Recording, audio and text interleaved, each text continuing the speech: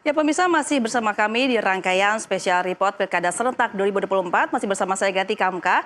Dan sudah bersama kami hadir di studio yaitu dari Direktur Eksekutif Voxpol Center yaitu Mas Pangi Caniago. Selamat malam Mas Pangi. Dan juga hadir bersama kami analis drone Ambrit Mas Nova Mujahid. Selamat malam. Selamat malam, Mbak. Iya, terima kasih sudah hadir di sini. Pasti ini sudah dari mana-mana ya, dari pagi tadi ya. Akhirnya malam di sini. Iya, saya mau membahas mengenai Voxpol terlebih dahulu. Ini hasil quick count telah keluar, begitu ya. Nah, apakah hasil ini mengejutkan atau sesuai dengan prediksi atau hasil-hasil survei dari sebelum pelaksanaan pilkada? Iya, sebenarnya ada yang mengejutkan, ada yang nggak mengejutkan. Tapi intinya kan memang kayak kita survei di Jawa Barat itu nggak jauh-jauh beda. Iya. Kita juga kemarin hasil surveinya 18%, sekarang quick-countnya juga lah persis 18% Saiku kan. Kemudian ada 60% Didi Mulyadi kan. Itu juga nggak jauh beda. Kemudian Sumatera Barat juga data kita kemarin survei 71%. Nah, sekarang datanya juga hampir 75, 70 berapa. Jadi nggak jauh-jauh beda juga. Oke.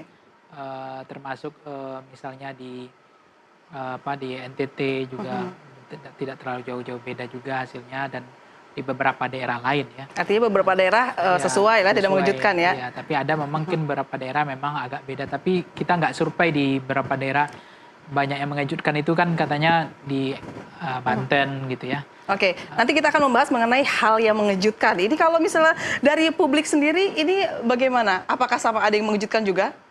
Sama, data Pilkada Banten itu sangat mengejutkan buat publik. Karena sebelum-sebelumnya memang disampaikan kan, Airin selalu memenangi survei. Dan ketika hari pagi itu tadi, ketika exit poll, Airin masih memimpin. Ketika siang menjelang sore kemudian disampaikan Airin sedikit tersalib gitu, orang mulai kenapa bisa begitu? Jadi pertanyaan ini ya, netizen mulai kejutan itu bertanya-tanya, ya. kenapa kok bisa begini? Iya. Gitu. Nah, berbicara mengenai tone dari emosional publik ini responnya dari pagi, siang, sore, malam, apakah tone emosional ini berbeda dari yang ditangkap oleh publik? Ya, secara umum di hampir semua pilkada memang agak berbeda tuh, agak berubah tontonnya, emosi-emosi yang emosi-emosi yang disampaikan oleh publik dalam perbincangan itu agak berbeda. Kalau pagi itu masih ada ajakan gitu ya, ajakan untuk mencoblos, masih jadi emosi senang, bisa mencoblos datang ke TPS, mengajak saudara-saudaranya, itu masih cenderung lebih dominan dibanding emosi lainnya. Lalu kemudian agak siang itu emosi anticipation atau harapan paslonnya menang maupun paslon lawannya ternyata kalah gitu, atau paslon yang dia dukung kalah, itu mulai mengemuka tuh, mulai naik lebih tinggi daripada joy waktu pagi. Nah, sore itu balik lagi tuh, joy lebih tinggi lagi, kemudian mereka menyampaikan selamat, menyampaikan kebahagiaan karena paslonnya terpilih atau tidak terpilih gitu ya. Kecuali Banten itu surprise-nya tinggi sejak sore hingga malam hari. Kok bisa begini? Gitu. Jadi kalau dari pagi Banten masih relatif sama dengan yang lain, masih ada joy, siang masih ada anticipation, masih ada harapan. Begitu sore, loh kok bisa begini? Gitu. Kejutan ya. Kejutan, mengejutkan sekali. Dan publik tidak habis pikir. Karena dalam perbincangan memang Airin itu, ini boleh sebut nama ya? Ya. Dalam perbincangan Airin lebih sering dibicarakan dalam nada yang positif.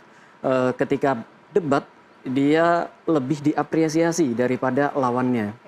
Begitu. Jadi ketika Airin kalah, publik bertanya-tanya apa yang menyebabkan ini semua.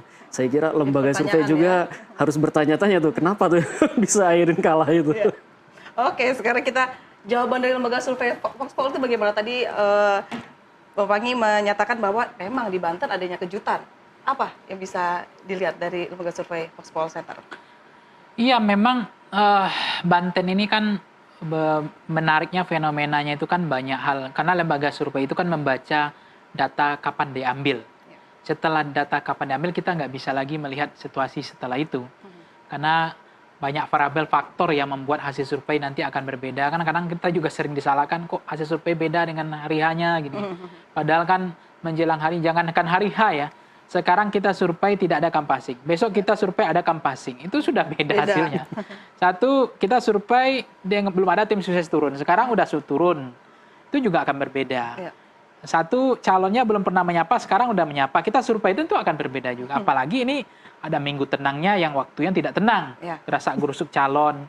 Ada yang istilahnya, bahasa saya agak ekstrimnya nyiram lah. Nyiram. Ada yang istilahnya tuh ya finishing touch lah bahasa halusnya kan. Nah, kemudian pendekatan, pendekatan ada sembako uang dan seterusnya, termasuk pengaruh endorse, kemudian soal mesin partai yang tidak solid ya. Partai sudah meskipun grand koalisinya gemuk ya misalnya, tapi ternyata pemilih partai pendukungnya yang memilih partai tersebut tidak memilih calon bupati, wali kota, gubernur yang direkomendasikan. Dia pemilih Gerindra tapi tidak memilih calon yang diusung oleh Gerindra. Dia pemilih PDIP tapi tidak mendukung calon yang diusung oleh PDIP. Begitu juga misalnya dia pemilih Golkar tapi tidak mendukung, tidak memilih calon yang diusung oleh Golkar. Itu split ticket voting istilahnya. Tidak beririsan, tidak sejalan antara pemilih partai dengan pilihan gubernurnya atau kepala daerahnya. Itu juga akan mempengaruhi hasil. Belum soal isu, kemudian soal programatik, soal dari partai ID-nya, ya.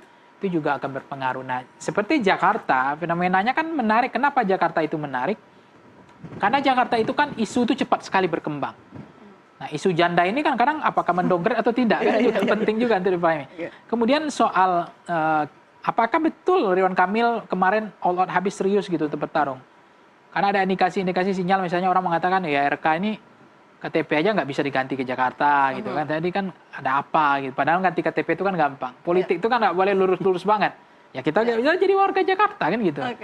Atau nendang bola Persija dikit lah, nggak masalah kan walaupun kita sebenarnya bonek. Cuma kan ya gimana tapi nggak mau kan. Nah, tapi itu artinya kok ini ada gelagak-gelagak nggak serius atau serius nih kan gitu contohnya.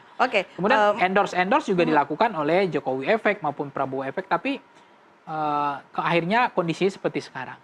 Ya kita kembali berbicara mengenai Pilkada Banten. Nah, Airin ini diusung oleh dua partai besar, Golkar dan PDIP. Ini apa yang terjadi? Apakah mesin dari partai ini tidak berjalan sehingga hasil yang dicapai adalah seperti itu? Dan tadi Mas Panggi juga mengatakan adanya siram-siram sehingga adanya perubahan suara di situ. Ya saya siram-siram itu saya nggak tahu ya ada atau enggak ya. Cuma intinya gempa politik tektonik atau tsunami politik orang istilahkan ini kan bukan gempa udah tsunami udah kebalik hasil survei sini kan. Nah, apa yang terjadi tentu saja ada istilahnya kan ini tim sukses relawan termasuk penetrasi yang dilakukan. Apalagi ini kan daerahnya sangat miskin ya. Pendapatan di Banten ini mungkin di bawah 700.000 itu mungkin hampir 60-70% ya. Maksudnya persoalan pendapatan itu berurusan dengan politik demokrasi sembako atau demokrasi uang kan gitu. Nah, kemudian soal pendidikan dan seterusnya, apalagi daerah-daerah pegunungan, daerah-daerah desa ini kan sangat rawan ya potensi-potensi yang pemilihnya nggak bisa rasional di situ. Mereka tidak bisa, meskipun memang pemilih Indonesia trennya pemilih sosiologis kita kan menurun, hampir 9-15% saja. Pertimbangan mereka memilih karena faktor agama, kesamaan agama, kemudian asal usul, kemudian soal etnis dan seterusnya. Tapi pemilih psikologis di Banten itu masih tinggi karena persoalan ganteng, good looking, soal jenis kelamin, soal karakter pemimpin yang bersih, jujur atau sederhana atau merayat dekat dengan rakyat. Tapi pemilih rasionalnya Banten kan ada masalah juga mungkin ya. Bentangan rasional kan adalah memilih karena kinerja, jam terbang, pengalaman, programatik, dan visi misi atau capaian selama ini. Nah, ketika masalah dalam pemilih rasional yang nggak terlalu besar, tentu juga akan mempengaruhi pemilihnya akan kian pragmatis dan transaksional. Belum istilah bicara kita vote buying money politik. Seberapa mereka menghalalkan politik uang, mengharamkan politik uang, datanya ada sebenarnya. Nanti kita akan membahas lebih jauh lagi mengenai masalah karakter di pemilih, begitu masalah politik uang. Namun kita akan ke Medan terlebih dahulu. Ada kontributor dari Nusantara TV akan melaporkan untuk deklarasi kemenangan dari pasangan Bobi Surya. Kita akan ke Medan, ke kontributor. Selamat malam.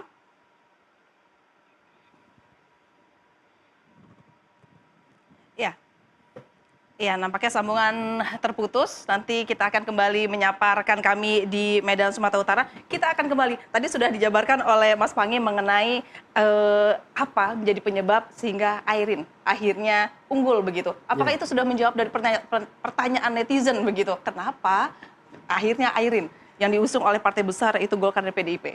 Kalau netizen sampai saat ini masih bertanya-tanya posisinya tentu saja ya, karena belum ada yang resmi bisa menjelaskan itu, belum secara resmi menjelaskan itu kan belum ada ya Mas. Sehingga spekulasi kemudian berkembang, kenapa Banten bisa seperti itu? Tentu tadi ada beberapa penjelasan Mas Panggi yang sangat relate dengan apa yang terjadi di Banten. Misalkan ada guyuran kayak gitu, itu sudah di Banten. Laporan tentang kecurangan pilkada itu terjadi di mana-mana. Salah satunya itu memang di Banten. Ada amplop yang diedarkan menjelang hari pencoblosan, ada bantuan sembako dan sebagainya kayak gitu ya. Tapi selain itu juga orang melihat influencernya atau endorsernya. Banten itu ketua tim pemenangannya adalah artis besar. Ya. Pak Rans TV itu ya. Raffi Ahmad. Ya. Rans itu ya. Dan saya nggak tahu nih, apakah fenomena Rans, Raffi Ahmad yang endorsement itu juga berpengaruh besar di Banten. Karena kalau dilihat tidak terlalu besar juga kan endorsement Pak Jokowi, juga Pak Prabowo di Banten itu. Tetapi Raffi Ahmad yang artis ini, apakah juga mempengaruhi? Nah itu beberapa spekulasi yang disampaikan oleh netizen di publik. Selain itu juga tentu saja ada semacam kekecewaan pada dinasti Atut ya. Banyak sekali yang menyampaikan ini sudah bertahun-tahun Banten dikuasai oleh dinasti Atut dan tidak ada perubahan yang berarti. Apakah sekarang waktunya kita berganti kayak gitu? Apakah masyarakat haus akan perubahan gitu ya? Apakah memang sekarang ini perubahan, waktunya untuk perubahan? Itu juga salah satu analisis yang disampaikan oleh netizen ya. Iya. Oke, kita ke Mas Panggi kembali berbicara mengenai efektivitas Kim Plus ini yang mengusung rival dari Airin. Bagaimana Mas Panggi menanggapinya? Ya memang kalau kita mencermati, kalau dukungan paling gemuk kan memang dukungan kepada Andra Soni ya, coalition Kim lah istilahnya kan. Tetapi itu salah satu keuntungan ya ketika diusung oleh banyak partai. Apalagi kalau pemilih partainya Gerindra kemudian milih Andra Soni. Kemudian partai pemilihnya misalnya yang bergabung di koalisi Kim ini kemudian mereka tegak lurus tidak melakukan split ya, tiket voting kepada calon tertentu. Fokus tegak lurus ke Andra Soni.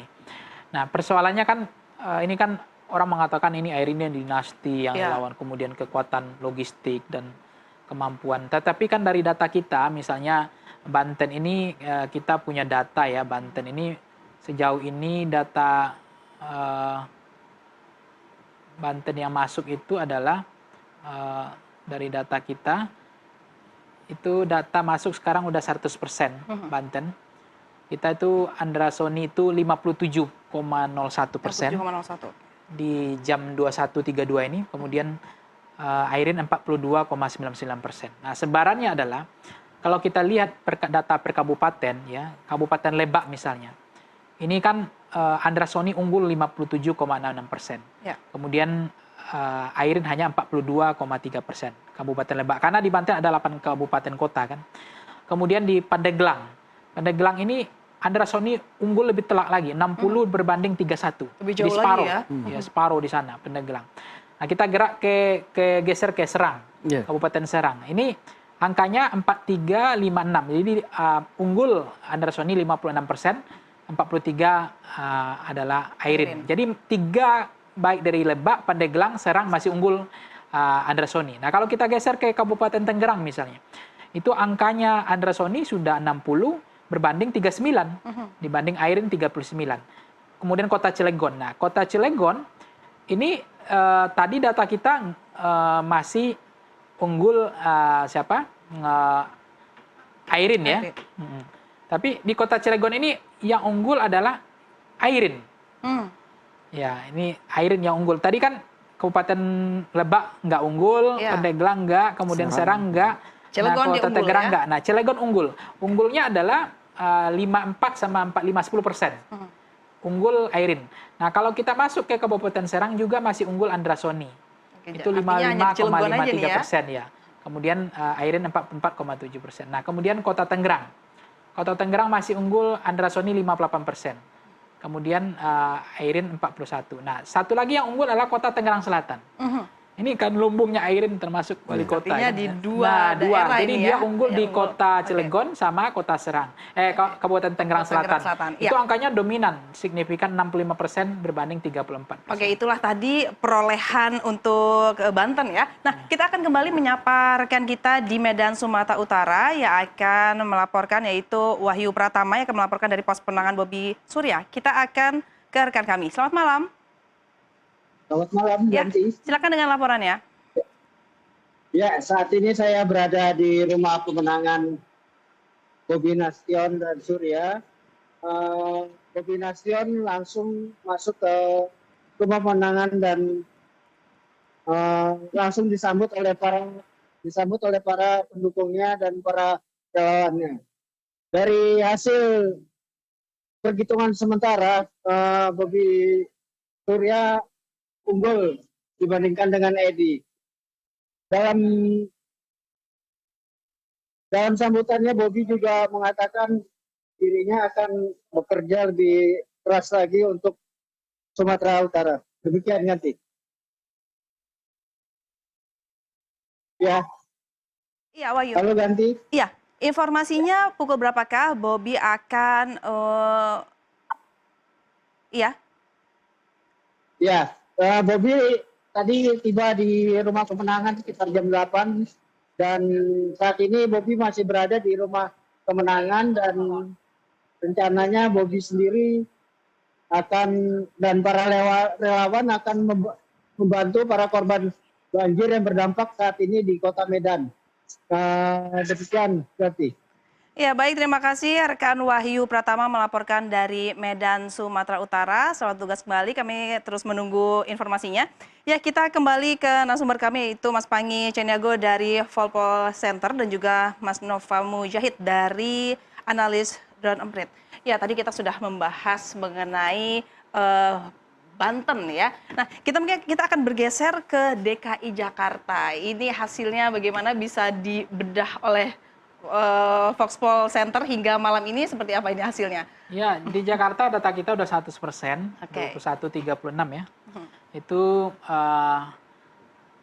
Pram unggul 50,1%. Jadi kalau dibicara rentang marginnya kita 1%, dari klaster kita 9 sampai 30 sampai 90 ribu, kemudian marginnya itu ada 1% ya. Jadi batas bawah pasti 49, batas atas 51. Jadi ini yang masih diskusi hari ini, apakah akan ada 1 putaran atau 2 putaran. Itu juga belum clear hari ini. Tapi dari data kita nampaknya 1 putaran. Nah, kemudian RK 39,33% dan suara dari Darmakun 10,56%. Nah, sebarannya adalah kalau kita lihat dari sebaran per wilayah seperti Kepulauan Seribu, itu kita mencermati Pram itu unggul 2% dibanding RK. Ya. 46, 48 sama 46. Kemudian di Kota Jakarta, Jakarta Barat misalnya, masih unggul Pram 51 berbanding 38. Pram 51, RK 38. Kemudian Jakarta Pusat, Pram unggul 51, RK 38. Kemudian Jakarta Selatan, Pram unggul 51, kemudian RK 38. Kemudian Jakarta Timur, Pram 48, RK 40, terakhir adalah Jakarta Utara. Ya. Jakarta Utara adalah Pram 48, kemudian RK 39. Nah, ini data dari Jakarta. Apa yang menarik dari Jakarta untuk kita diskusikan? Iya. Kira-kira, Nah, kan? apakah yang menarik ini hasil yang diperoleh pasangan nomor 2 Darmakun ini 10%. Dan dari Voxpol Center pun hasilnya seperti itu. Apa sih menyebabkan hasilnya dari Darmakun ini mampu mencapai 10%? Nah, ini yang menarik. Darmakun biasanya kan kemarin angkanya yang muncul tidak ada yang sampai 10% ya. Ya. Nah, saya pikir Darmakun juga punya ceruk segmen tersendiri. Dia punya pemilih tersendiri yang sesuai dengan karakter beliau yang unik kan. Yang anti mainstream, tidak mau ikutan pikiran orang. Dan dia punya cara berpikir tersendiri. Dan nampak-nampaknya ketika dia kampanye itu nggak ada beban. Jadi dia nggak memoles, dia apa adanya, nothing tulus saja. Saya bilang, mau kalah menang juga nggak ada persoalan, ngomong ya suka-suka beliau. Nah mungkin ini juga masyarakat paling beda ya. Ada karakter yang dia cari-cari, oh ini cocok pemimpin saya nih. Nanti nggak perlu lipstick, nggak perlu dipoles-poles gitu. Jadi mau dipilih silakan, mau nggak dipilih nggak apa-apa gitu. Jadi sehingga memang mungkin ada juga pemilih yang memang ceruknya seperti ini. Dia senang dengan tanpa pencitraan, tanpa dipoles-poles. Seperti katakan agak lebih nyentrik ya. Nyentrik gitu ya, ngomongnya ya maunya dia gitu kan. Nah mungkin juga pengaruh, tetap kita nggak bisa pungkiri beliau kan tetap bekerja ya, menyapa, menyalami masyarakat, turun bersalaman ya. Mungkin ada pemilih yang terharu, underdog effect, melihat tatapan matanya Darmakun misalnya. Dia akhirnya terhipnotis tatapan matanya. Dia lihat ini mau pemimpin yang nothing tulus nih, yang nggak ada beban dan seterusnya. Kan masyarakat itu bisa melihat dari tatapan mata biasanya.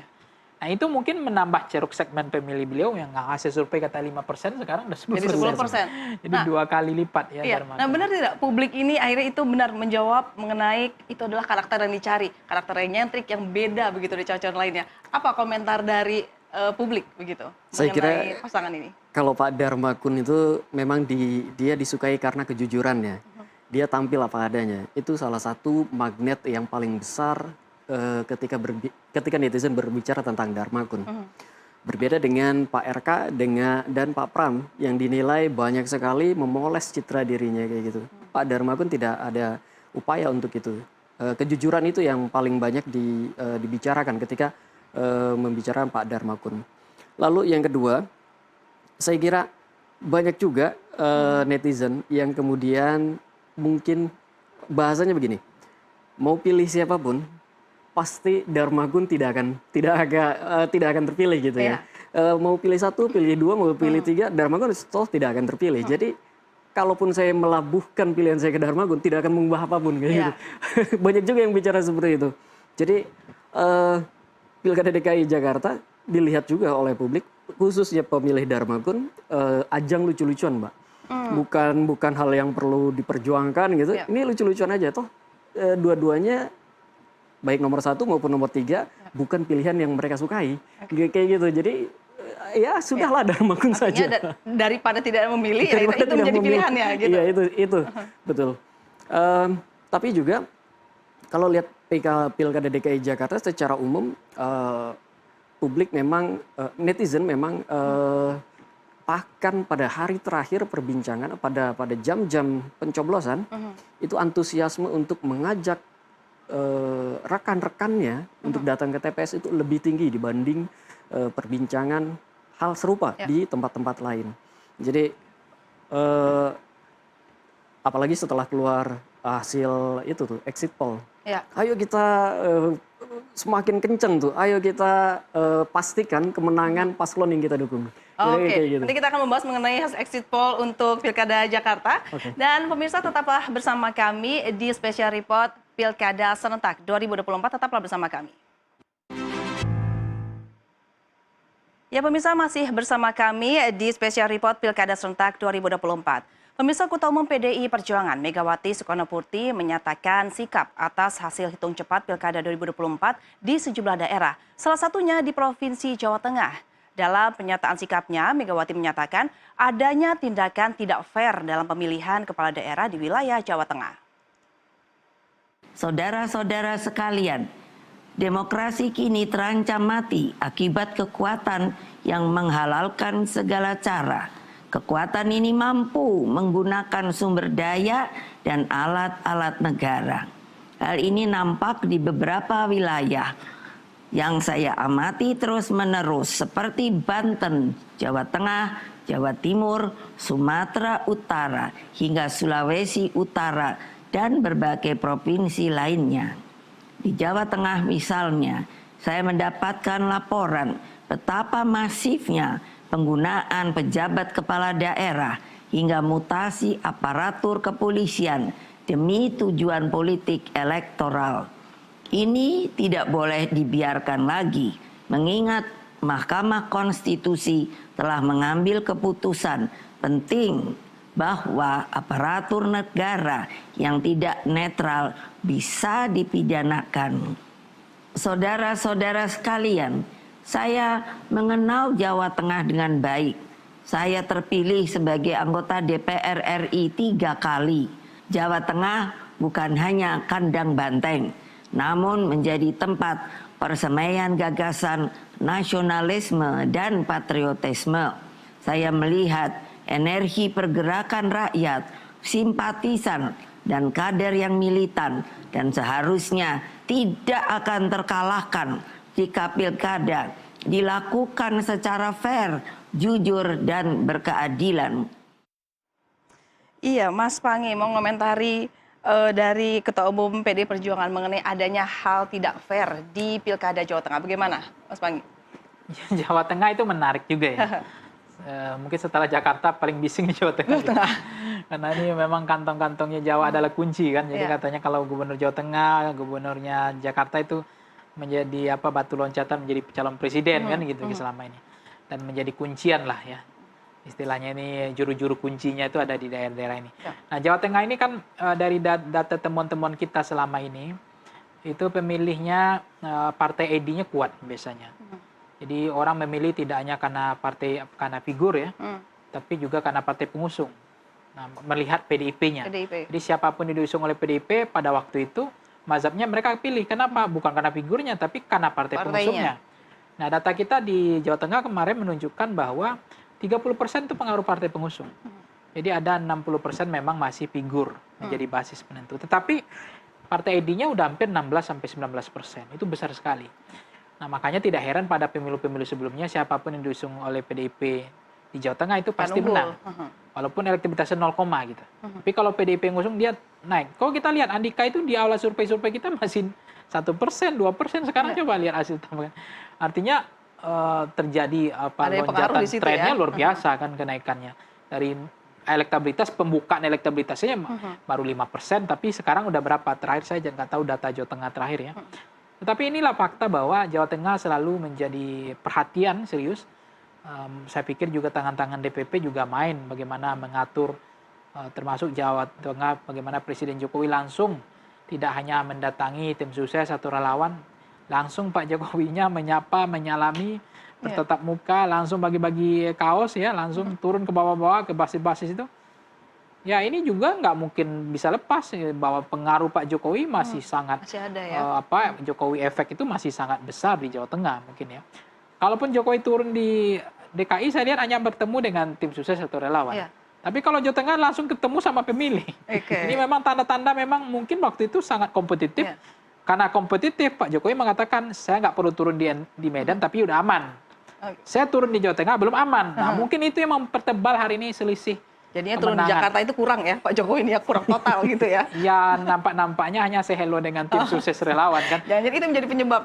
Ya kalau ini kan langsung belusukan ke bawah kan ke masyarakat. Nah kalau dari publik, apakah ada suara-suara mengenai kekecewaan dari Pilkada Jawa Tengah sesuai dengan tadi Ketua Umum PDI Perjuangan adanya hal tidak fair, ada tidak suara-suara dari publik?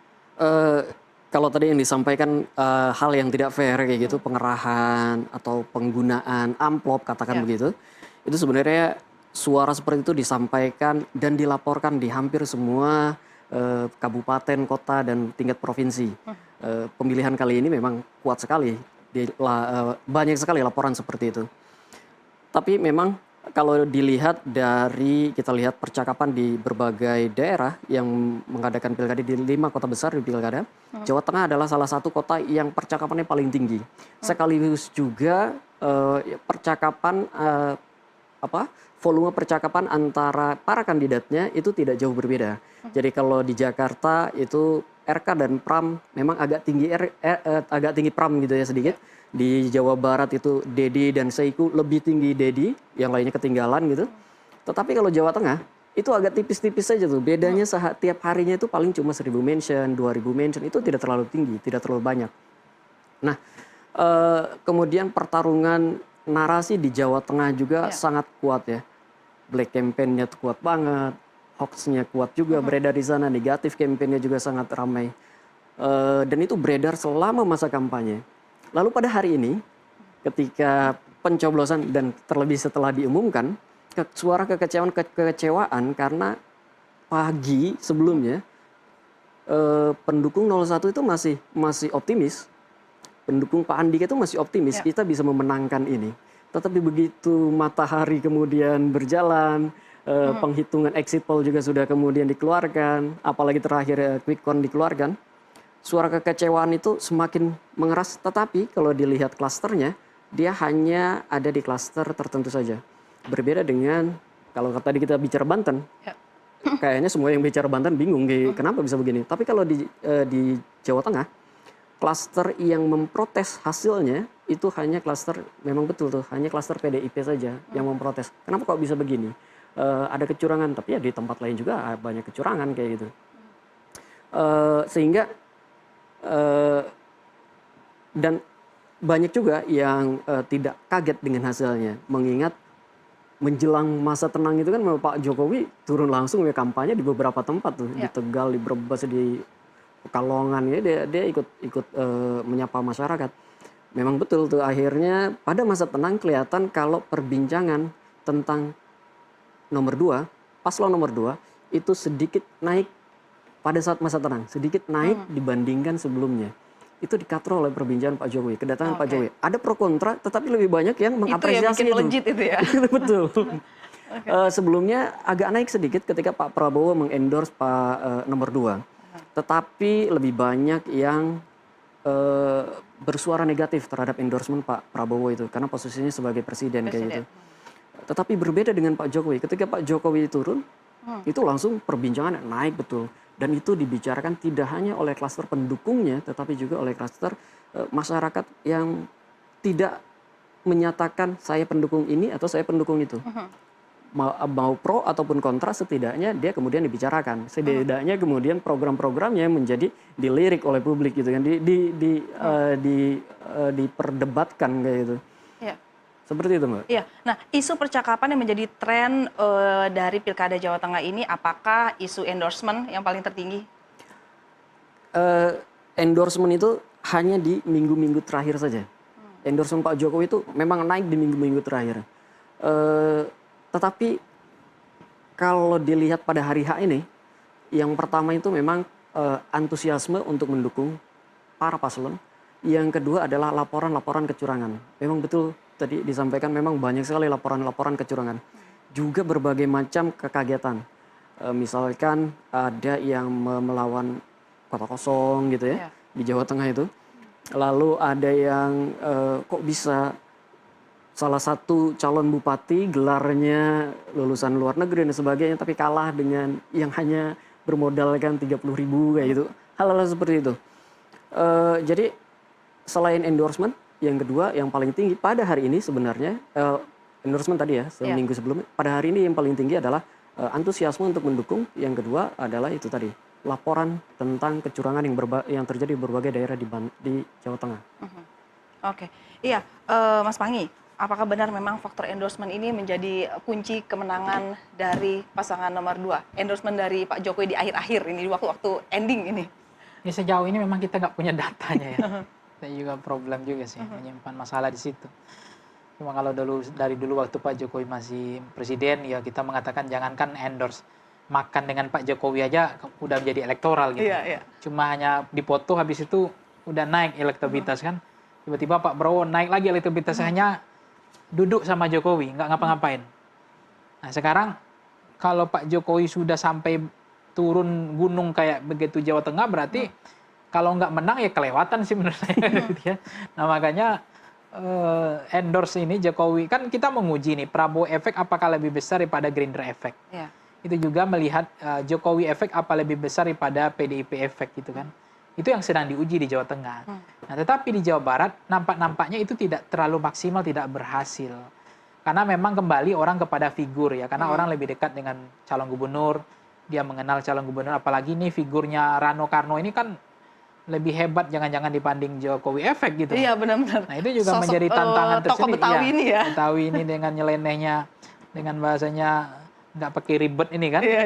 Nah, apa adanya. Jadi ini itu juga jangan-jangan hari ini udah berubah nih, bukan Jokowi efek, Rano Karno efek. Kan itu juga bisa berubah ya, namanya kan ini nggak pernah selalu berubah-ubah kan. Iya. Jadi ini yang menjadi penting ya, Jakarta ini nampak-nampaknya endorse ini, kita lihat bagaimana RK sudah berjuang. Sebenarnya saya waktu Pak RK sudah datang ke Pak Prabowo, datang ke Jokowi, ini saya lihat udah angkat bendera putih tuh gimana nih.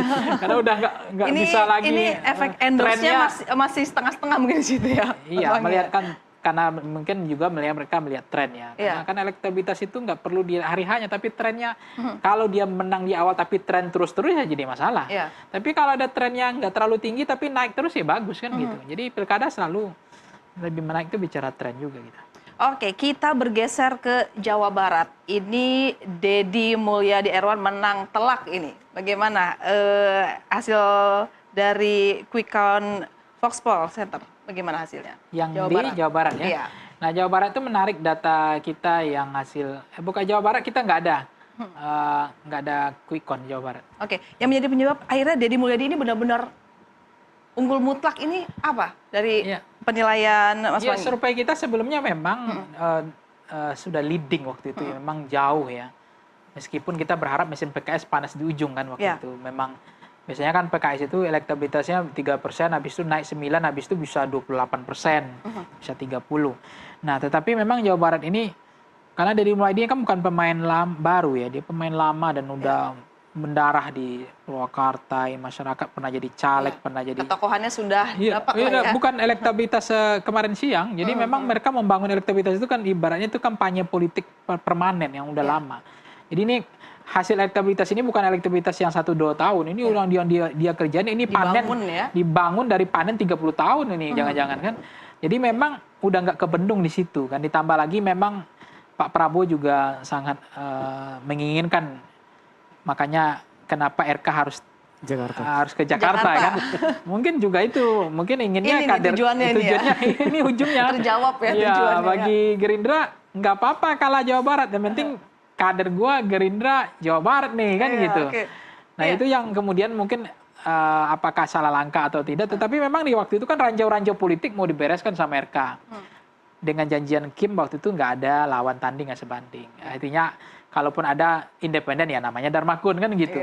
Tapi kan namanya takdir Tuhan, ya namanya mujizat ini MK buat kekacauan begitu atau putusan ini ya di luar ekspektasi manusia di luar kan. Skenario tiba-tiba bisa Rano maju kan sama ya berubah petanya gitu. Betawin ya. Untuk di segmen ini terakhir untuk publik, apakah ini menjawab Deddy Mulyadi Erwan ini menjadi tone yang positif begitu? Di Jawa Barat ini tidak mengagetkan buat publik. Karena memang Pak Deddy Mulyadi itu lebih terkenal, tokohnya lebih terkenal dibanding semua semua tokoh lainnya. Kita ingat Pak Deddy ini sangat kuat mengadvokasi di kasus Vina Cirebon. Dan itu ditayangkan di berbagai media selama berbulan-bulan kayak gitu. Ditayangkan juga di YouTube-nya dia. Jadi pengaruh kasus Vina luar biasa ya untuk Deddy ya. Sangat besar sekali. Pak Deddy kemudian dilihat sebagai seorang bapak kan, itu yang paling kuat tuh. Kalau di netizen ngelihatnya Pak Deddy ini seorang ayah yang bisa melindungi masyarakat warganya kayak gitu. Nah, kemudian kedatangan dia juga menyapa warga itu kan tidak dilakukan sehari 2 hari ketika pilkada saja, tapi jauh sebelum itu. Jadi tidak mengejutkan buat publik kalau di Jawa Barat karena memang sudah terprediksi dengan apa yang dibangun oleh Deddy Mulyadi begitu ya. Iya, tidak mungkin lah ini bisa dikalahkan. Sudah survei juga cukup mengafirmasi itu kan selama ini. Nanti kita akan kembali membahas mengenai pilkada di beberapa daerah. Tetaplah bersama kami di Special Report Pilkada Serentak 2024. Masih bersama kami di Special Report Pilkada Serentak 2024. Masih bersama dengan narasumber kami yaitu Mas Pangi Caniago dan juga Mas Nova Mujahid. Ini kita tadi sudah berbicara beberapa daerah untuk penghitungan quick count. Sekarang kita akan membahas mengenai suara pemilih pemula. Ini kontribusinya itu sebenarnya seperti apa sih untuk berpengaruh terhadap suara yang dihasilkan untuk daerah-daerah DKI Jakarta, Jawa Timur, daerah provinsi besar ya. Bagaimana untuk dari Voxpol terlebih dahulu? Yang mana? Untuk mengenai suara pemilih pemula, ini Gen Z ini, seberapa besar pengaruhnya? Ya, survei kita misalnya di Sumbar maupun di NTT, termasuk DKI, Jawa Barat, kemudian Depok kemarin termasuk daerah-daerah lain ya, itu paling besar memang mendominasi itu Gen Z dan milenial ya, Gen X ya. Ya. Itu dominan sekali, ada 30, ada 60, ada 20% gitu. Itu sangat menentukan saya sebut istilah itu dewa elektoral sih. Karena memang ini segmen yang paling besar ceruknya sekarang itu milenial sama Gen X saya lihat. Gen Z juga masuk tapi nggak terlalu dominan, apalagi kalau baby boomer sama yang lain itu udah angkanya di bawah 15% lah ya, jadi kecil sekali. Nah oleh karena itu memang tidak mau ya, suka tidak suka, memang calon kepala daerah harus membaca habits-nya, apa yang menjadi kesenangan, hobi dan apa yang mereka sukai. Karena karakter pemilih milenial ini anak-anak muda kan ini dia beda ya. Dia punya cita rasa sendiri, dia punya gaya sendiri dan penilaian sendiri, dia punya penilaian tersendiri dan dia bisa menghakimi sendiri apa yang dia ingin hakimi gitu. Jadi itu menjadi penting kemarin calon kepala daerah yang gagal menyesuaikan apa yang menjadi hobi, cita rasa, kesenangan, jeroannya anak muda itu nggak dipahami dengan baik. Nah itu kan jadi problematik bagi calon kepala daerah yang akhirnya mereka tidak terlalu maksimal memanfaatkan dari ceruk segmen pemilih milenial yang sangat dominan hari ini. Dan saya pikir ya sebagai penentu elektoral ya untuk konteks pilkada-pilkada, karena hampir di semua daerah yang kita survei, hampir ratusan daerah yang kita survei ya, itu selalu Gen Z, milenial atau Gen X itu besar sekali. Ya. Apakah visi misi dari pasangan calon disampaikan pada saat debat ini tidak sampai atau tidak merangkul ke apa yang diinginkan oleh Gen Z atau anak-anak dengan pemilih pemula begitu? Gimana? Apakah visi misi yang disampaikan oleh pasangan calon itu tidak sampai ini kepada calon-calon pemilih pada saat debat kemarin, kepada Gen Z? Kalau debat ini kadang-kadang memang orang nggak mau, justru orang senang yang gimmick-gimmick ya. Narasi substansi justru nggak ditangkap oleh publik masyarakat. Karena mungkin udah capek yang serius-serius kan. Makanya melihat mereka janji politisi kan bangun jembatan meskipun nggak ada sungai kan dia paham. Jadi mereka lebih senang ya udah kita makanya kan kadang-kadang debat itu pengaruhnya juga nggak terlalu besar kan. Paling ya 15-20% pengaruh debat dalam konteks pilkada ya. Apalagi pilkada ini hanya debat Jakarta sama Jawa Tengah aja yang orang punya atensi. Saya aja ini selainnya kurang ya. Nggak tahu apa yang diperdebatkan juga nggak tahu. Bahkan kita melihat ya bagaimana mengatasi masalah, mengatasi dirinya aja nggak bisa. Emosinya sampai gebrak-gebrak orang gitu kan. Mau nyerang orang kan gimana mau mengatasi masalah rakyat? Iya ada show. Sampai ada yang mukulin, ada yang bentak-bentak kan nggak bisa gitu ya. Oke, dari analis Downbeat sendiri pengguna media sosial ini mayoritas adalah itulah ya kalangan Gen Z. Nah, cuitan-cuitan anak Gen Z ini di medsos sampai hari H ini seperti apa? Gen Z memang betul tadi ya, agak unik betul. Karakter teman-teman dari Gen Z ini mereka menghindari konfrontasi, menghindari pertempuran di media sosial.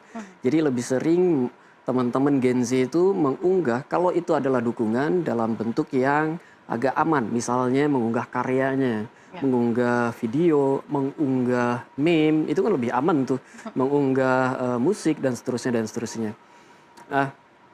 Dan kalau kita lihat perdebatan atau perbincangan di media sosial dalam masa pilkada ini, yang mendorong perbincangan lebih substantif dan lebih positif itu justru Gen Z sebenarnya, Mbak. Misalnya pada masa-masa atau pada periode-periode menjelang debat dan setelah debat, biasanya itu kan perbincangan lebih didorong oleh dukungan saja. Ini bagus lah, tampilannya keren dan sebagainya. Tapi Gen Z nggak gitu. Dia nanya, ini programnya ini masuk akal nggak sih buat kita, buat Gen Z ya? Programnya nyentuh Gen Z apa enggak sih? Permasalahan yang kita hadapi di daerah saya berbeda loh dengan apa yang Bapak sampaikan. Jangan-jangan permasalahan yang ibu saya setiap hari keluhkan, permasalahan yang Bapak saya setiap hari hadapi, itu tidak dijawab oleh program-program dan visi-visi yang disampaikan ketika debat. Jadi Gen Z sangat melek politik saya kira. Kalau dilihat dari situ di media sosial ya, kalau dilihat dari situ selain juga mereka mendorong narasi perdebatan, perbincangan yang lebih substantif, lebih baik daripada Ya di media sosial itu kan ada noise, ada voice. Ya. Jadi banyak akun-akun nggak jelas gitu, akun-akun bot atau akun-akun bayaran kayak gitu. Gen Z mencoba membawa perdebatannya menjadi lebih baik. Saya kira seperti itu tuh. Ya, perdebatan apa pada hari H ini atau masalah setelah Oh, iya. pemilihan ya? Apakah ada hoax-hoax yang dikeluarkan oleh Gen Z ini di media sosial? Kebanyakan laporan sih ya. Gen Z ini kan pemilih, ada yang sudah memilih pada Pilpres kemarin dan ada juga yang baru memilih sekarang. Kebanyakan isinya adalah hal-hal yang lucu-lucu. Misalkan mereka menceritakan bagaimana bapaknya yang menjadi anggota KPPS itu harus sibuk menyiapkan segala macam dan dia nggak tidur karena harus bantuin bapaknya. Adanya kesel-kesel tapi membantu juga. Ikut juga membantu. Atau juga banyak yang bertanya sebenarnya apa sih besok yang harus saya lakukan ketika di TPS, bagaimana caranya dan sebagainya. Jadi kemudian ada juga yang membuat cara mencoblos di TPS kayak gitu tuh. Akhirnya edukasi di media sosial itu efektif ya? Edukasinya dilakukan oleh Gen Z, permasalahannya disampaikan oleh Gen Z, edukasinya juga dilakukan oleh Gen Z, bukan oleh KPU. Jadi begitu itu pada hari ini yang paling banyak ya. Terus juga yang paling banyak adalah kalau laporan kecurangan itu jarang sekali Gen Z yang melaporkan itu. Kebanyakan adalah yang memang mendukung paslon tertentu. Gen Z lebih banyak berbicara tentang keseruan ketika memilih. Ada yang ada kejadian ribut, ada di NTB kalau tidak salah ada yang sampai bacok-bacokan kayak gitu. Dan itu diunggah juga, dikomentari ngapain sih kayak gini, cuma kayak gini aja gitu. Harus aktif dari Gen Z ini ya untuk memberikan laporan pelaksanaan pilkada itu. Betul, ya hal-hal yang lucu-lucu yang terjadi di sekitarnya, kayak citizen journalism gitu ya misalnya. Jadi banyak sekali yang dilakukan, tapi sebagian besar adalah informasi, ajakan untuk memilih, keseruan di TPS, dan juga berbagai macam hal yang mereka rasakan di TPS kayak gitu. Ya, kalau untuk pilkada Jakarta ini apakah memang Pramono Rano ini lebih banyak merangkul Gen Z sehingga suaranya ini menghasilkan yang tinggi begitu? Kalau Gen Z di media sosial untuk Jakarta ini terbagi beberapa segmen ya Mbak ya. Di TikTok itu kita bisa katakan anak abah kayak gitu ya. Gen Z-nya adalah anak abah dan anak abah itu baru mengaktifkan ininya endorsingnya di menjelang akhir ketika ketika Pak Jokowi mulai aktif, Pak Anies juga mulai aktif tuh. Dan betul saja suara Gen Z yang sebelumnya masih bingung mau kemana atau kemana, begitu Anies menyatakan dukungannya, mereka langsung kompak gitu. Menyuarakan sekaligus juga mengulik emang program-programnya Pram menjawab kebutuhan saya. Banyak yang bilang enggak, tapi banyak juga yang bilang iya. Lalu selain itu di Jakarta debat itu betul-betul dicermati oleh teman-teman di media sosial. Gimik-gimiknya juga dicermati, tetapi terutama adalah cara mereka menyampaikan. Kayak maaf sekali ketika Pak RK membicarakan tentang mobil curhat, diapresiasi pada awalnya.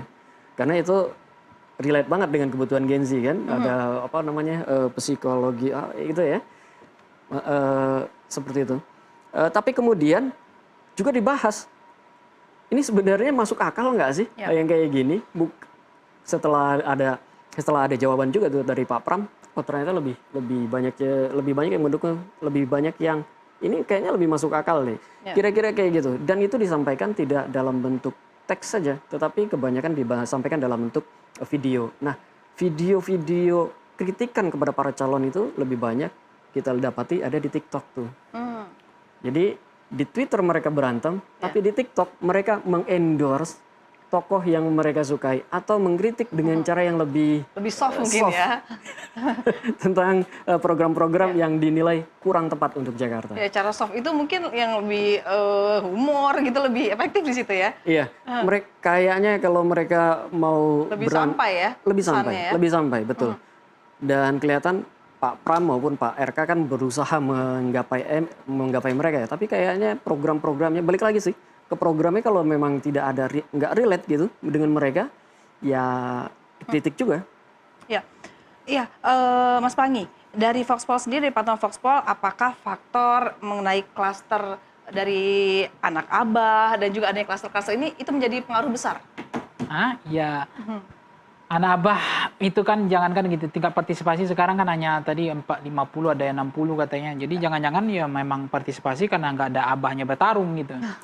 Itu bisa juga kan, jadi menarik kalau kita cermati. Biasanya kan kalau Pilkada Jakarta itu tingkat partisipasi bisa 80-90%. Nah ini cuma 60 kan gitu, jadi ada masalah. Itu juga problem kan, jadi mereka menganggap tidak ada pemimpin alternatif atau sesuai dengan merepresentasikan mereka, sehingga mereka juga nggak mau datang ke TPS, kan itu menjadi problem tersendiri. Nah itu yang mengapa kemudian sangat penting kita mencermati bahwa penting untuk membahas hal-hal yang perlu kita pikirkan, bahwa semakin banyak calon itu kan semakin bagus, sehingga mereka punya perbandingan representasi, jangan kemudian dikunci, sehingga akhirnya kalau ada Anies mungkin tingkat partisipasi lebih tinggi mungkin ya. Mungkin ya. Nah itu kan juga jadi menyimpan masalah sebenarnya di kemudian hari. Sehingga ini partisipasi paling rendah loh di Jakarta sekarang. Ini menjadi tantangan tersendiri sih menurut saya. Oke, tantangan-tantangan apa lagi kah yang ada di Pilkada beberapa daerah, nanti kita akan bahas. Tetaplah bersama kami pemirsa di Special Report Pilkada Serentak 2024.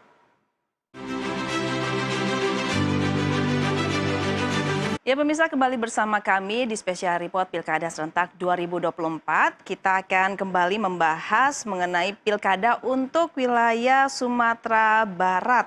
Ini, bagaimana dari hasil Voxpol Center yang dikeluarkan, apa yang menarik dari Pilkada Sumatera Barat ini? Ya, Sumatera Barat ini incumbent ya. Jadi memang dari awal Sumatera Barat ini tidak ada persaingan, walaupun kita survei sudah hampir mirip ya, hasil survei dengan Quick Count 70%, hampir waktu itu 16, sekarang udah angkanya udah 23% ya. Kalau Sumatera Barat ini sudah angka lumayan besar lah ya. Ini menunjukkan bahwa menjadi penting kita mencermati Sumatera Barat ini. Kenapa Sumatera Barat menjadi penting?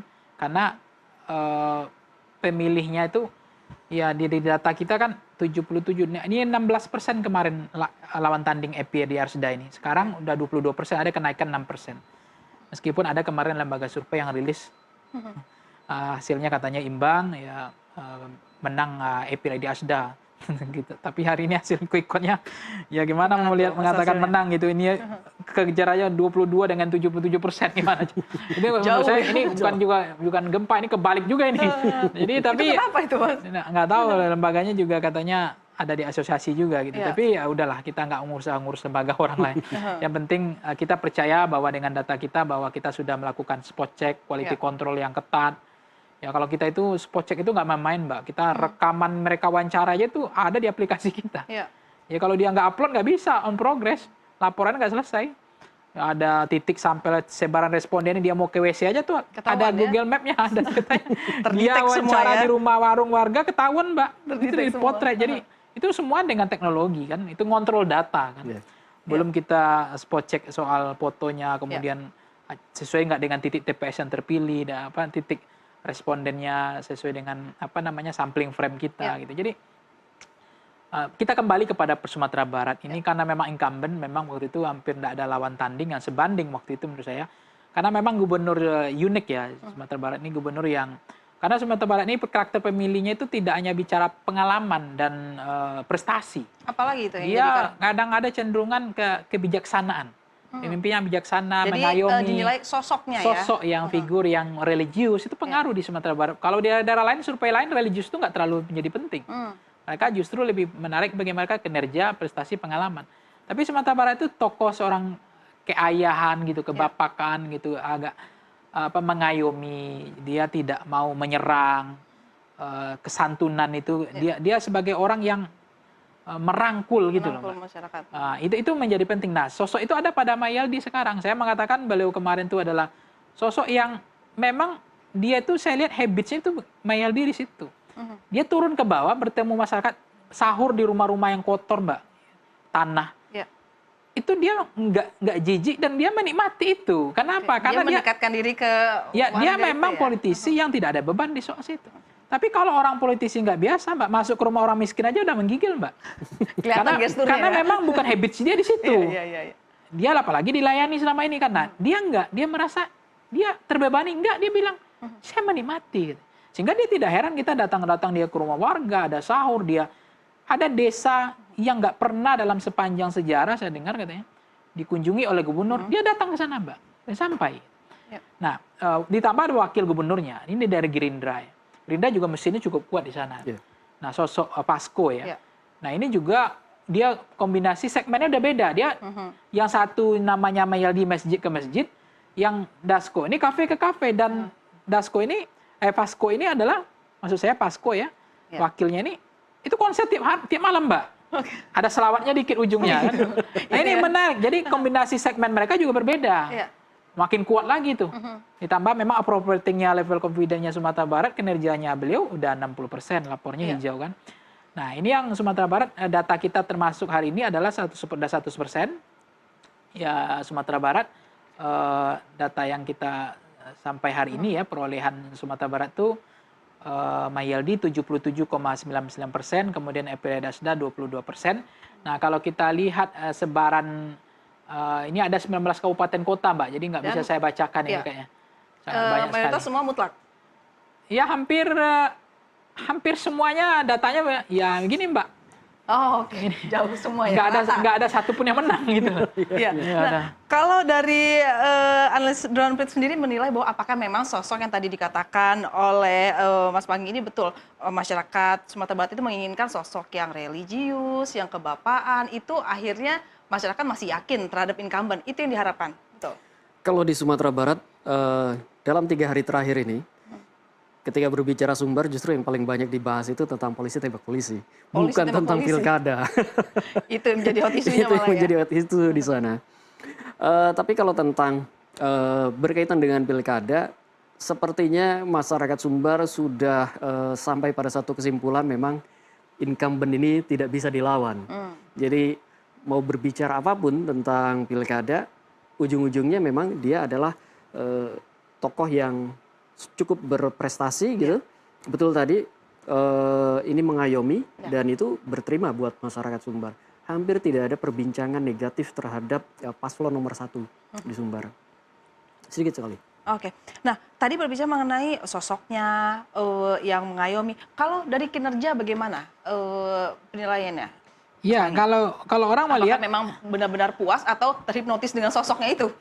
iya, memang data Sumatera Barat, kita kemarin punya survei di Sumatera Barat, memang appropriating beliau sebagai kinerja di Sumatera Barat ya, sebagai calon gubernur, itu cukup bagus ya. Meskipun memang orang di Sumatera Barat itu kadang-kadang nggak hanya melihat kinerja prestasi, Mbak. Tapi tadi itu keayahan, kebapaan, ya, bijaksana gitu. Jadi ini data kita terakhir di Sumatera Barat itu, survei kita, kalau melihat appropriating beliau, itu datanya sudah sangat, termasuk pertama karakter pemilih ya.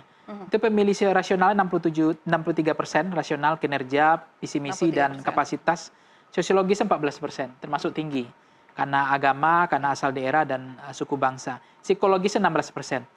Kenapa psikologis 16%? Ini rendah. Kalau dibanding pemilih psikologis di Jawa Barat itu 30%. Makanya apa yang terjadi? Artis di Sumatera Barat nggak pernah kepilih, Mbak. Karena dia nggak bicara tentang good looking, cantik, ganteng gitu ya. Iya. Kayak Komeng maju di Sumatera nggak dipilih orang gitu. Jadi sosok terkenal tidak akan dipilih nggak ya? dipilih, belum tentu. Jadi udah banyak, Mbak, dicoba. Itu artis nggak pernah jadi di Sumatera Barat. Berbeda dengan Jawa Barat. Karena pemilih psikologis 30 ini hanya 16%. Nah, kemudian apa yang terjadi di misalnya tingkat appropriating ya, level confident dari Gubernur Sumatera Barat ini nggak tinggi-tinggi banget juga sebenarnya. Tapi elektabilitasnya Tinggi. menarik gitu. Ya memang 70% ya orang puas dengan kinerja beliau. Memang appropriatingnya kalau 70% itu saya menangkan memang udah standar menang sih. Karena udah lapor hijau kan. Kalau di bawah 50% itu lapor merah. Jadi itu level confident orang sangat puas dengan kebijakan dia 70,1%. Nah, yang tidak puas itu ada 24%. Sebenarnya 24% itu besar. Cuma ini mungkin tidak dimaksimalkan oleh lawan tandingnya seperti Epri Asda gitu. Nah, ingin ada lanjutkan karena dia incumbent ya. Data kita 74% ingin melanjutkan. ada 17% ingin perubahan. Nah, ini yang mungkin memilih Epridias data tadi. Nah, 17%. Kalau kita lihat data Epridias data hari ini 22% kan. Jadi mungkin tambahan kampanye beliau tim sukses. Tapi orang yang tidak layak, dia bilang tidak layak perubahan ini yang kemudian mungkin juga menyumbangkan elektoral yang kepada 22 tadi Epridias data. Nah, meskipun memang 80% ingin setuju lanjut ya kepemimpinan Mahyaldi ini, tapi ada 13% tidak setuju dilanjutkan. Nah, ya, itu data kita tentang Sumatera Barat. Oke, itu hasil survei data demikian. Nah, kalau data dari netizen, apakah kinerja dari pemimpin daerah ini menjadi faktor utama atau tetap jadi nomor 2? Sebelumnya tetap tokoh sosoknya dari calon pemimpin itu?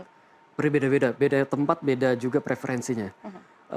Jadi kalau di Jakarta yang ada incumbent itu di Jawa Timur ya. Di Jawa Timur tentang incumbent itu memang kinerja mereka dikuliti betul oleh netizen. Tetapi kemudian banyak juga yang membelanya. Mengatakan ini kondisinya seperti ini, konteksnya begini dan seterusnya dan seterusnya. Jadi apakah itu menjadi faktor pembicaraan? Iya. Tapi apakah itu menjadi faktor kesukaan? Saya kira belum tentu tuh. Maksudnya apakah itu menjadi faktor penentu orang memilih atau tidak memilih? Ya, saya kira belum tentu tuh. Karena balik lagi, tokoh juga sangat penting. Kelihatan di Jakarta tokoh itu sangat penting. Nggak ada kinerja di Jakarta, kecuali kinerja di pemerintah di provinsi sebelah kayak gitu. Dan itu pun jadinya jadi lucu-lucuan kan. Jadi lucu-lucuan ya, kalau sama netizen. Jadi ketokohan tetap penting, kinerja dibahas, tetapi dalam konteks pro dan kontra. Dan pro kontra ini kan akhirnya kita tidak bisa menilai apakah ini menjadi hal yang penting, apakah ini jadi sesuatu yang bisa mendongkrak elektabilitas atau tidak. Gitu, kalau untuk membahas kinerja dan juga penokohan, tone-nya itu positif atau negatif? Kebanyakan pertama itu tokoh sih ya. Di daerah mana dulu nih? Oke, kalau tadi kita membahas mengenai untuk di Sumbar deh. Di Sumbar. Sumbar kebanyakan positif ya pada tokohnya. Pak Mayhel nomor 1 itu tidak ada perbincangan relatif tidak ada perbincangan negatif selama masa pemantauan kami. Begitu juga dengan nomor 02 tidak ada perbincangan negatif. Sedikit ya perbincangan negatif, tapi juga perbincangannya malah tidak ada sama sekali. Gitu. Jadi jauh sekali memang perbincangannya. Jadi beda gitu. Yang ini ngomongin tentang tokoh, ngomongin tentang kinerja, yang ini ngomongin tentang wacana, rencana. Itu jadinya buat netizen hal yang tidak comparable ya. Kalau kita ngelihatnya ya yang ini nggak bakalan jadi perbincangan gitu. Oke, nanti selanjutnya kita akan membahas mengenai pilkada untuk wilayah NTT. Namun usai jeda, pemirsa tetaplah bersama kami di Pilkada Serentak 2024. Ya pemirsa, kembali di Special Report Pilkada Serentak 2024 masih bersama dengan 2 narasumber kami, yaitu Pagi Caniago, Direktur Eksekutif Foxpol Center, dan juga Nova Mujahid, Analis Drone Amprit. Dan kita masih membahas mengenai hasil quick count Pilkada Serentak. Tadi kita sudah dari Sumbar, kita akan bergeser ke hasil dari quick count yang dikeluarkan oleh Foxpol Center untuk wilayah NTT. Bagaimana Mas Pangi hasil dari quick count untuk NTT? Ya, untuk quick count NTT data kita hari ini yang masuk NTT itu 93% ya. Jadi Ansilema itu 33,42%, kemudian Melki Yohanes itu unggul 36,68%, Simon Adrenius 29,9%.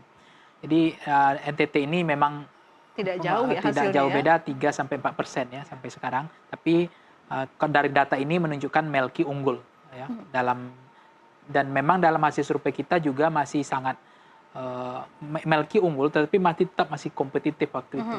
Bahkan dalam konteks ini tidak berbeda jauh sebenarnya dengan hasil quick count kita. Nah ini data kita masuk segini, ini ngajarnya memang NTT paling lama dibanding daerah-daerah lain karena memang demografinya ya. Itu daerahnya luar biasa, tantangan challenge sebagai petugas kita tuh nggak mudah. Bahkan ada yang sampai malam ini masih ada yang ngitung gitu kan. Oh, masih berlangsung ya? Ada yang tadi ngitung katanya. Ya. Cuma intinya nampaknya fluktuasi ini angka segini nampaknya nggak akan ada terlalu banyak perubahan ya. Jadi dipastikan karena memang dari data ini menunjukkan keunggulan dari Melki untuk data 93,67% ini. Nah, kalau kita lihat di mana saja daerah-daerahnya beliau unggul itu cukup banyak ya. Misalnya di Kabupaten Timur Tengah Selatan itu yang unggul justru Pak Simon ya, karena ini memang kekuatan beliau di situ itu nomor 3. Nah, kemudian ada Kabupaten Alor ya. Kabupaten Alor itu ada unggul Pak Melki 68%. Kemudian ada Kabupaten Belu unggul Ansilema ya. Jadi ini mereka memang sangat betul-betul berbeda-beda setiap daerah itu keunggulannya. Tadi kan rata gitu ya. Kalau ini kan Kabupaten Belu unggul Lema, kemudian Kabupaten Ende unggul Melki ya. Kemudian Kabupaten Flores Timur unggul Melki tipis ya. Kemudian ada juga misalnya Kabupaten Kabupaten Kupang ya. Itu unggul Simon. Ya, kemudian ada Kabupaten Lembata, nah unggul adalah Ansilema. Kemudian ada Kabupaten Malaka, unggul Melki. Kemudian ada Kabupaten Manggarai, unggul Ansilema. Kemudian ada Manggarai Barat, Ansilema. Kemudian Manggarai Timur, Ansilema. Kemudian Nagekeo, Ansilema. Kemudian Ngada, Ansilema, kemudian Rotendau, Melki, Bang Melki, kemudian Saburaju, Bang Melki, unggul, kemudian Sika, Ansilema, kemudian Sumba Barat, jadi ini Sumba Barat itu unggul tipis Bang Melki, kemudian ada Sumba Barat Daya, Melki, kemudian Sumba Tengah, Ansilema, Sumba Timur, Ansilema, Timur Tengah Utara itu Simon, kemudian Kota Kupang Simon. Jadi ini beragam, ganti. Jadi hasilnya ini benar-benar tidak bisa diprediksi jadi ya. sangat ketiga-tiganya sebenarnya kompetitif kan sebenarnya. Tapi karena ini nggak ada putaran kedua kan, jadi dipastikan kemungkinan dari data kita yang menang ini adalah unggul hari ini Emmanuel Melki alias Bang Melki Lakalana. Iya, apa sih Mas yang membuat faktor perebutan suara itu begitu ketat? Apakah di sini adalah NTT faktor provinsi sebagai provinsi kepulauan sehingga pulau-pulau besar ini punya basis pendukung sendiri begitu? Iya, memang NTT ini kan menjadi pertama tingkat memang Pak Jokowi yang paling sering juga datang ke sana ya, dan tingkat appropriating kita survei kita kemarin satu-satunya survei provinsi yang tingkat kepuasan pemerintahan terhadap Pak Jokowi 90% itu di NTT. Makanya Pak Jokowi datang ke NTT pulangnya paling sering. Ya, dan baliknya sebelum dia selesai, hari hanya dia sebelum berhenti kan dia ke NTT. Menyapa masyarakat di sana kan. Artinya begitu dicintai lah masyarakat di sana. Ya, nah, memang basisnya di sini kan NTT adalah Golkar sebenarnya, sangat kuat Golkar. Partai yang sangat mendominan. Golkar termasuk perolehan kursi di DPR-nya. Nah, tetapi memang konteks sekarang kan pertarungan ini kan juga sangat menentukan wakilnya, kemudian soal mesin partai itu juga karena Pak Melki kan termasuk yang Pak Melki ini diusung oleh Kim ya, dan partainya cukup gemuk, dan bagaimana kekuatan wakil juga sangat menentukan. Kemudian banyak faktor yang menurut saya sangat penting ya, soal isu yang dibangun gitu, termasuk mungkin juga soal yang lain juga masih memungkinkan membuat peta bisa sangat kompetitif di NTT. Nah, ini yang membuat NTT ini kan wisata ya terbesar ya, menjadi perhatian khusus wisata prioritas kan, dan meskipun memang pendapatan di NTT itu di bawah 700.000 sampai 70%, jadi sangat miris juga sebenarnya kalau pendapatan masyarakat. Iya, ini menjadi NTT ini menjadi apa ya? Fokus masyarakat mungkin. Nah, ini kenapa pasangan Ansy Jane ini yang diusung oleh PDIP ini tidak bisa unggul begitu? Iya, memang sebenarnya dari survei kita trennya Pak Melki memang masih bagus ya. Jadi kalau kita lihat Pak Ansilema ini waktu kita lihat di di konteks sekarang kan ini kan bicara tren saja. Nah, ini yang naik itu justru tren waktu itu di survei kita kan Pak Simon yang trennya tumbuh Tinggi. terus. Nah, sementara bagaimana calon-calon lain mempertahankan itu meskipun ada kenaikan tapi nggak signifikan. Itu juga tantangan juga kemarin. Saya lihat. Jadi Hansilema mungkin juga PDIP-nya mesinnya jalan sangat kuat. Kemudian relawan tim suksesnya juga bergerak ya. Mungkin paling sering turun juga, termasuk Pak Melki juga turun. Tetapi bagi mereka kan ceruk segmen mereka ini kan mereka harus mengambil bagaimana baik di pegunungan, di daerah-daerah pantai, di daerah-daerah ini juga menggarap termasuk segmen petaninya ya, kaum milenialnya itu harus mampu mereka memenangkan itu. Ya, ini kalau NTT ini kan pulau besar, ada Pulau Timur, ada Sumba, ada Flores. Ini apakah mempengaruhi begitu mengenai peta pemilihan suara di situ di pulau-pulau besar ini? Iya pasti seperti Kota Kupang itu sangat pengaruh lah ya, karena itu DPT termasuk besar ya di Timur Tengah Selatan dan seterusnya. Saya udah pernah juga ke sana ya, itu besar. DPT-nya kecamatannya aja ada 30 atau berapa jadi memang ini apalagi kan memang kalau kenapa bisa sebaran ini, tetapi intinya sih sebenarnya dari data kita melihatkan bahwa memang bermacam-macam DPT-nya besar tapi nggak unggul, tapi dia merata di kabupaten, ada semua kabupaten itu ada suaranya. Jadi itu yang membuat bisa sangat sangat kompetitif jadinya. Dan tidak ada yang terlalu dominan signifikan di satu kabupaten gitu. Kalaupun ada, mereka hanya 1-2 kabupaten saja yang menguasai, unggul, ya. menjadi lumbung elektoralnya. Faktor suku masih berpengaruh besar di situ. Ya, suku masih pengaruh. Intinya NTT ini kan karakter pemilihnya juga sangat loyal ya, sangat mereka. Jadi sejauh ini data kita melihat Pak Melki masih unggul ya di 36,68%. Jadi kalau dari data kita sudah hampir 94% dipastikan Melki sebagai pemenang. Ya. Nah, dari analisa Don Prince sendiri membahas mengenai hal kesukuan, kategori suku, ini seberapa besar pengaruhnya bagi publik untuk sebagai pemilih? Perbincangan tentang suku itu kalaupun ada publik yang berbicara tentang itu biasanya langsung ditegur oleh yang lainnya. Jangan bahas sara di sini. Kira-kira begitu. Oh iya, jadi ya. langsung di stop tuh, langsung dimaki-maki tuh sama publik sama netizen yang lainnya. Dan itu terjadi tidak hanya di satu kanal media sosial saja yang kuat, misalkan Facebook itu kan kuat untuk generasi milenial awal gitu ya, dengan generasi senior. Lalu Twitter generasi milenial itu sangat kuat di Twitter, begitu juga di TikTok. TikTok itu kan generasi Z ya, banyak sekali ya di sana. Dan ketika mereka berbicara tentang suku, siapapun itu selalu diingatkan, jangan masuk ke wilayah itu. Sensitif Suku, di situ, agama, ras itu sangat sensitif dan sebaiknya tidak dibahas dalam pilkada. Itu juga yang menjelaskan kenapa ketika ada imbauan untuk mendukung salah satu paslon tertentu di Jakarta nih, di hari-hari terakhir itu kan ada yang mendukung, ada yang mengatakan pemilih non Muslim pilihlah si ini kayak gitu ya, itu langsung dapat kartu merah dari netizen. Ini bukan hal yang baik untuk dibicarakan. Tidak hanya di Jakarta, di wilayah lain juga sama. Meskipun mereka mengakui Jawa misalkan, faktor penentu kalau bukan orang Jawa, ya ngapain kamu mencalonkan diri di Jawa kayak gitu. Ya. Begitu juga di Jawa Barat. Kalau KTP kamu Jawa Barat, ya ngapain juga kamu mencalonkan diri di DKI. Tetapi tabu sekali buat netizen untuk membicarakan masalah suku dan dijadikan sebagai bahan untuk mendukung salah satu paslon atau mendegradasi salah satu paslon. Ya, kalau Anda melihat di NTT sendiri, apakah isu-isu itu berpengaruh terhadap kemenangan paslon di beberapa daerah, isu SARA begitu?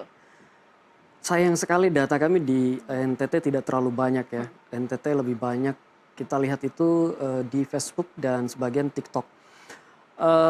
Dan kalau kita lihat demografinya, kalau Facebook dan TikTok seperti itu, kebanyakan adalah orang-orang yang sudah fix pilihannya kayak gitu. Jadi perbincangan-perbincangan tentang hal-hal yang tadi tidak terlalu banyak memengaruhi percakapan, tidak terlalu banyak memengaruhi preferensi pemilih. Kalau di NTT saya kira seperti itu, Mbak.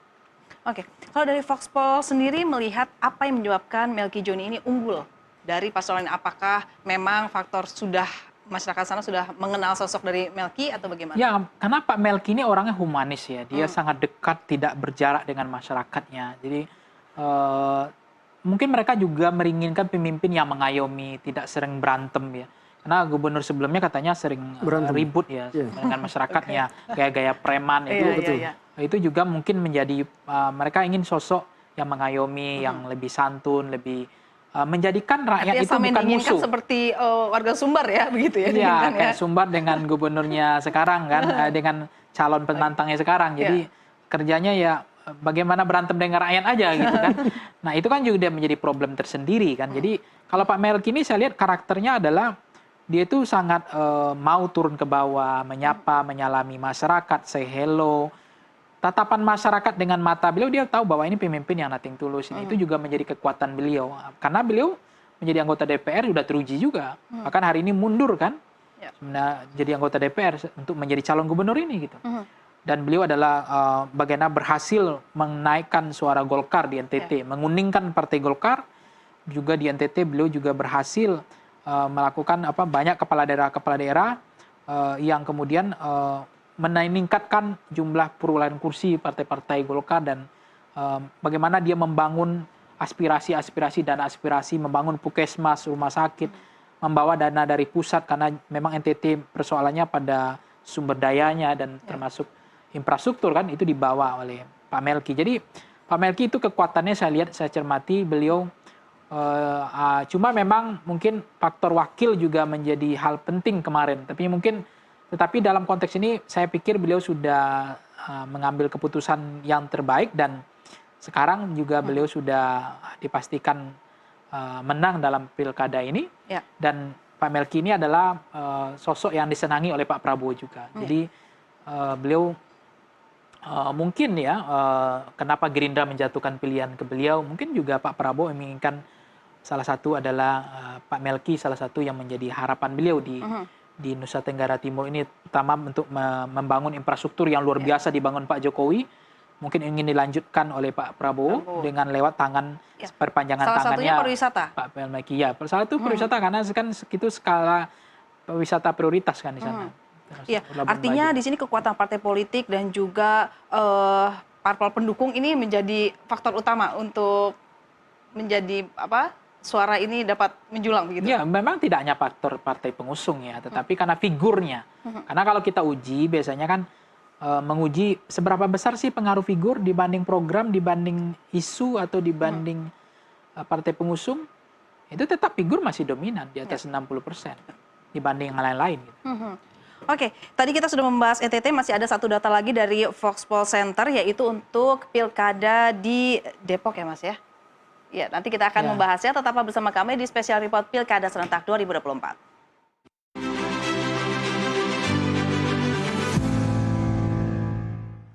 Kembali bersama kami di Special Report Pilkada Serentak 2024. Sebelum kita melanjutkan dialog, kami akan membacakan yaitu hasil dari quick count dari beberapa lembaga survei.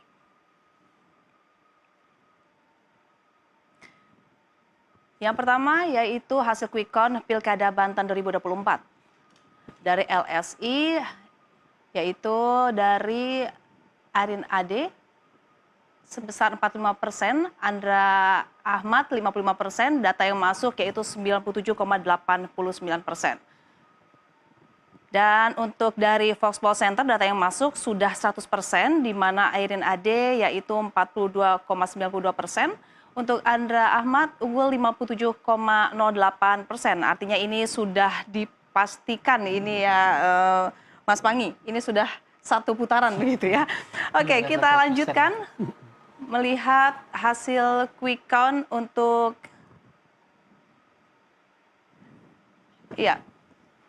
Oke, selanjutnya yaitu hasil quick count Pilkada Jawa Timur. Dari lingkaran survei Indonesia, yaitu data yang masuk 97,67%, di mana Lulu Lukmanul 8,38%, Khofifah Emil 58,14%, Risma Zahrul 33,48%. Khofifah menang telak untuk lembaga survei dari LSI. Sedangkan untuk poll tracking data yang masuk yaitu 97,6%, di mana Lukmanul yaitu 8,88%, Khofifah Emil 59,46%, ini dan juga dari Risma Zahrul yaitu 31,66%. Dari hasil ini adalah petahana yang unggul.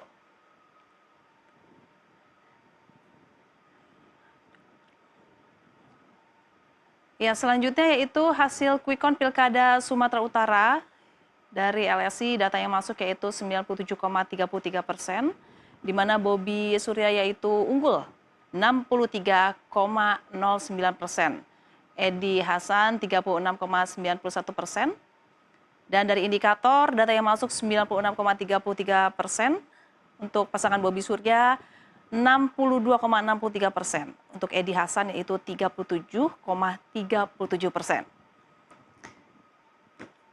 Ya, ini Mas Pangi, jadi untuk Sumatera Utara sudah telak ya untuk pasangan Bobi ya. Iya. Ya, untuk kita lihat data yang ada ini 63 di atas 60% unggulnya. Sumatera Utara ya. Walaupun belum 100% sudah telak ini ya. Sudah Iya, dipastikan ya. Sudah dipastikan sih. Oke, kita lanjutkan untuk hasil quick count Pilkada Jawa Barat. Dari LSI, data yang masuk 97%.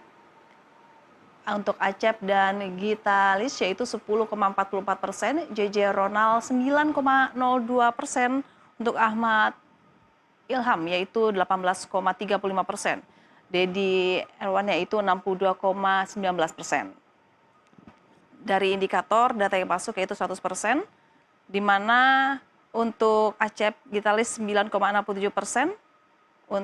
Ya, kita lanjutkan untuk hasil quick count Pilkada yang terakhir ini adalah untuk wilayah Sulawesi Tenggara, di mana LSI mengeluarkan data yang masuk yaitu 97,19%, untuk pasangan nomor urut 1 9,80%, untuk pasangan nomor urut 2 yaitu 53,25%, pasangan 3 16,19%, dan juga yang terakhir pasangan nomor urut 4 20,76%.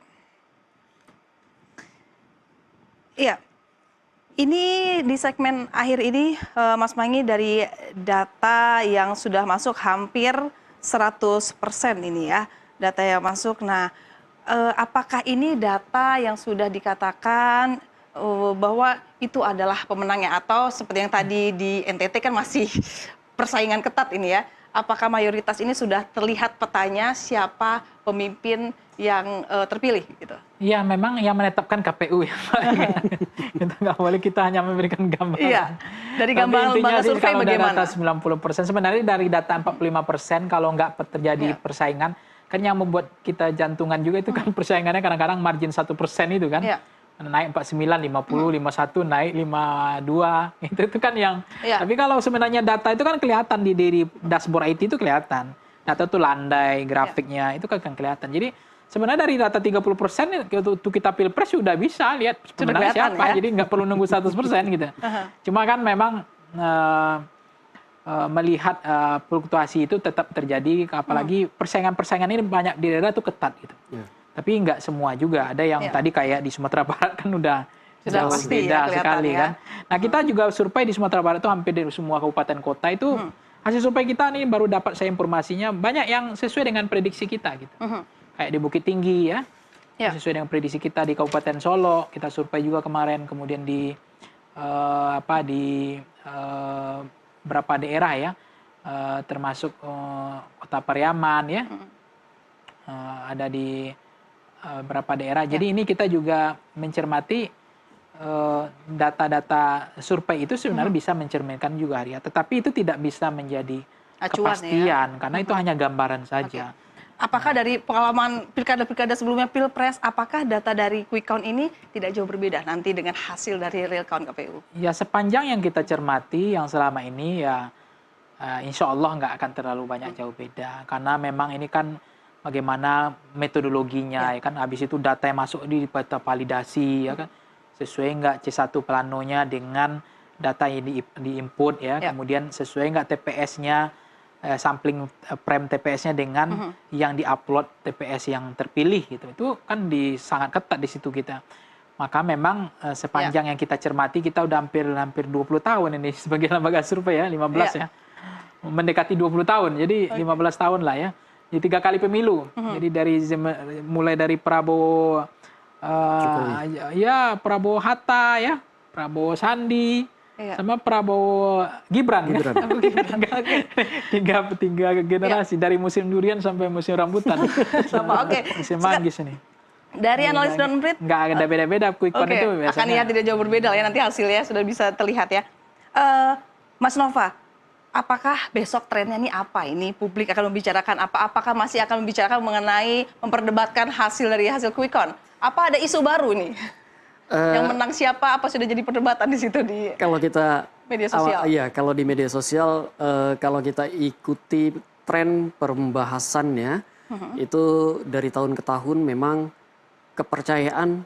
tingkat kepercayaan kepada quick count itu semakin meningkat tuh, semakin meninggi. Dan kalau kita lihat sekarang saja, ketika hasil quick count sudah diumumkan pada sore hari, netizen itu sudah berbicara tentang selamat, ucapan selamat, sudah mengatakan ucapan selamat. Selamat sudah terpilih, atau selamat Anda harus mencoba lagi tahun berikutnya, kayak gitu, 5 tahun berikutnya. Jadi apakah besok apa yang akan dibicarakan? Saya kira kalau tentang pilkada masih ada 2 provinsi yang mungkin perbincangannya masih akan sangat tinggi. Tentu saja Banten, karena masih banyak juga yang bertanya-tanya kenapa nih Banten bisa seperti itu. Yang kedua adalah Jawa Tengah, karena di Jawa Tengah memang masih banyak yang tidak menerima hasil quick count ini. Karena dari pagi itu unggahan tentang screenshot hasil dari TPS masing-masing itu di Jawa Tengah justru aktif sekali dibanding daerah-daerah lainnya. Jawa Tengah itu aktif sekali. Meskipun kemudian mereka mengatakan, meskipun kemudian hasil quick count mengatakan nomor 1 tertinggal jauh dari nomor 2, tetapi sampai saat ini perlawanan itu masih dilakukan. Kita masih belum selesai. Sebelum KPU memutuskan, kita masih belum selesai, ya? Belum selesai. Oke, pertanyaan terakhir. Ini hingga malam hari ini, tone emosional dari publik positif atau negatif? Saya justru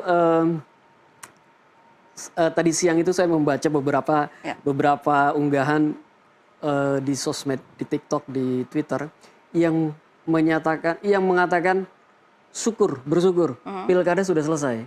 Karena itu artinya perdebatan di keluarga, di WA grup keluarga itu sudah berakhir. Sudah selesai. Sudah selesai. Jadi sudah selesai. Sudah selesai. Apapun hasilnya, mau pilihan bapaknya yang menang, mau pilihan anaknya yang menang, paling tidak di WA grup sudah selesai. Oke. Jadi sudah sakinah mawaddah lagi. Tinggal harapan masyarakat ini terjawab apa tidak mendapatkan pemimpin yang dapat membangun daerahnya, ya. Baik, terima kasih kepada 2 narasumber kita pada hari ini, yaitu Mas Pangi Ceniago selaku Direktur dari Eksekutif Foxpol Center dan juga Nova Mujahid selaku analis dari Drone Amprit. Dan pemirsa, terima kasih kebersamaan Anda dalam program acara spesial report selama sehari penuh ini untuk pelaksanaan Pesta Demokrasi Pilkada Serentak 2024. Saya Gati Kamka, pamit undur diri. Terima kasih dan sampai jumpa.